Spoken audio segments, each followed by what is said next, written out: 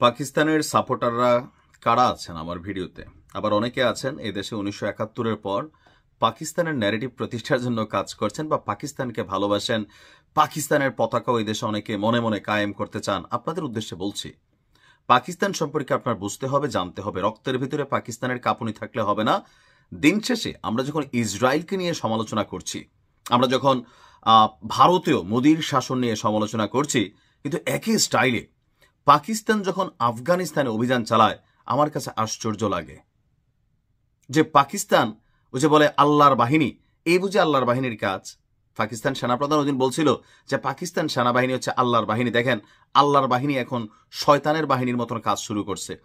আফগানিস্তানে গতকালকে যে মাঝখান দিয়ে একটা ঘটনা হয়েছিল, দুই দেশের মধ্যে হামলা পাল্টা হামলা, এর মাঝামাঝি একটা সময় এসে একটা পজিটিভ অবস্থান তৈরি হয়েছিল, যেহেতু দুইটাই মুসলিম রাষ্ট্র, সৌদি আরো বিভিন্ন দেশ, সেখানে তাদের মধ্যে একটা মিউচুয়াল আন্ডারস্ট্যান্ডিং করার চেষ্টা করতেছিল। কিন্তু এর মাঝখানেই পাকিস্তান আজকে যে অভিযান চালিয়েছে, সেখানে 9 জন শিশু সহ একজন নারী মৃত্যুবরণ করেছেন।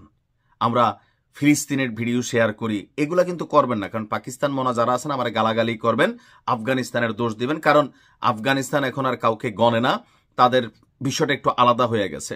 ঘটনার প্রেক্ষাপট হচ্ছে আফগানিস্তানের দক্ষিণ পূর্বাঞ্চলীয় খোস্ত প্রদেশ, সেই প্রদেশে পাকিস্তানি বিমান বাহিনী গভীর রাতে হঠাৎ করে হামলা চালায়, বিমান হামলা।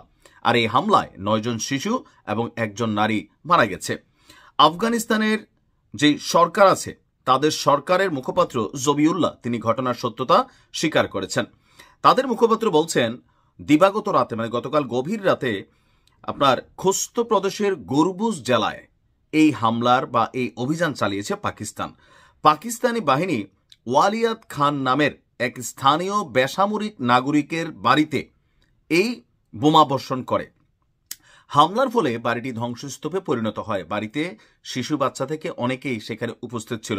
এখন হতে পারে যার বাড়িতে হামলা চালাইছে ওয়ালিয়াত খান, সে হয়তো পাকিস্তানের টার্গেটেড বা লিস্টেড কোনো ব্যক্তি, কিন্তু তাকে যদি ধৈর্য আনতে হয় বা তাকে গ্রেপ্তার করতে হয়, তাকে শেষ করতে হয়, তাহলে কি পুরো একটা জেনারেশনকে আপনি শেষ করে দিবেন?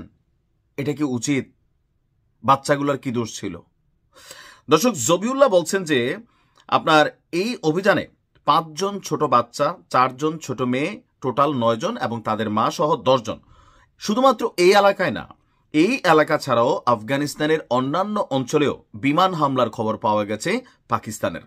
বলা হচ্ছে যে দেশটির উত্তর পূর্বাঞ্চলীয় কুনার, পূর্বাঞ্চলীয় পাকতিকা প্রদেশেও পাকিস্তানি বাহিনী এই হামলা চালিয়েছে। এসব হামলায় আরও 4 জন বেসামরিক নাগরিক আহত হয়েছেন। সাম্প্রতিক সময়ে পাকিস্তান এবং আফগানিস্তানের সীমান্ত উত্তেজনা, পাল্টাপাল্টি অভিযোগের মধ্যেই এই ঘটনা ঘটল, যেটা নিয়ে ব্যাপক প্রতিক্রিয়া জানিয়েছে আফগানিস্তানের সরকার। তারা বলছে প্রতিটা রক্তের বদলা নেওয়া হবে।